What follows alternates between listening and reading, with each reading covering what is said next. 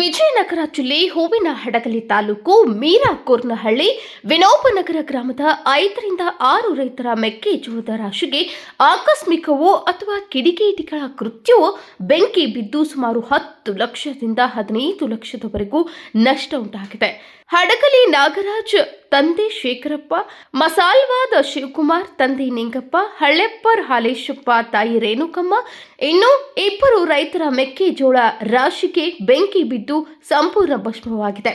ಆದ ಕಾರಣ ಸಂಬಂಧಪಟ್ಟ ಅಧಿಕಾರಿಗಳು ಕೂಡಲೇ ಹೋಗಿ ಸ್ಥಳ ಪರಿಶೀಲನೆ ಮಾಡಿ ಯಾರಾದರೂ ಕಿಡಿಗೇಡಿಗಳು ಈ ಕೃತ್ಯ ಮಾಡಿದ್ದರೆ ಅಂತಹವರ ಮೇಲೆ ತನಿಖೆ ಮೇಲೆ ಕಾನೂನು ಕ್ರಮ ತೆಗೆದುಕೊಳ್ಳಬೇಕು ಹಾಗೂ ಸಂಬಂಧಪಟ್ಟ ಇಲಾಖೆಯಿಂದ ನೊಂದ ರೈತರಿಗೆ ಪರಿಹಾರ ನೀಡಬೇಕೆಂದು ಕೆಬಿಎ ನ್ಯೂಸ್ ಒತ್ತಾಯ ಮಾಡುತ್ತಿದೆ.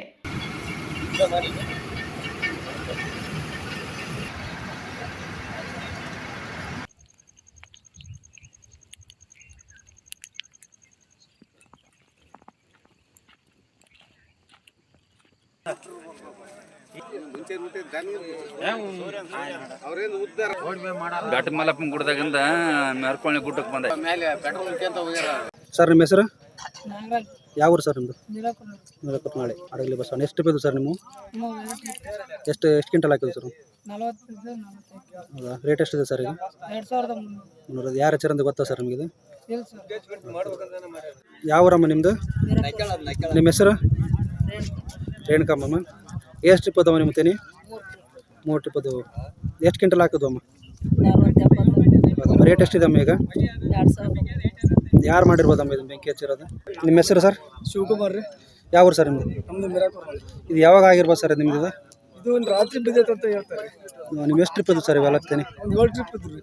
ಎಷ್ಟು ಕ್ವಿಂಟಲ್ ಆಗ್ಬೋದು ಸರ್ ಇದು? 180-200 ಕ್ವಿಂಟಲ್ ಆಗ್ಬೋದಾಯ್ತು. ಈಗ ಕ್ವಿಂಟಲ್ಗೆ ಎಷ್ಟಿದೆ ಸರ್ ಹಣ ಈಗ? 2300 ಐತಿ. ಹೌದಾ, ಟೋಟಲ್ ಎಷ್ಟು ಒಂದು 1.5 ಲಕ್ಷ ರೂಪಾಯಿ ಆಗ್ಬೋದು ಸರ್ ಅದು? ಜಾಸ್ತಿ ಆಗುತ್ತೆ ಸರ್. ಜಾಸ್ತಿ ಎಷ್ಟು ಆಗ್ಬೋದು ಸರ್ ಅದು? ಒಂದು 2.5-3 ಲಕ್ಷ ರೂಪಾಯಿ ಮಾಲ್ ಸರ್. ಹೌದು ಸರ್, ನಿಮಗೆ ಇದು ಮಾಡಿರೋಂಥ ಯಾರ ಮೇಲೆ ಅನುಮಾನ ಇರುತ್ತಾ? ಇಲ್ಲ ಸರ್, ಗೊತ್ತಿಲ್ಲ ಸರ್. ಎಕೆ ಅಂಜನಪ್ಪ, ವಿಜಯನಗರ ಜಿಲ್ಲೆ, ಕೆಪಿಎ ನ್ಯೂಸ್.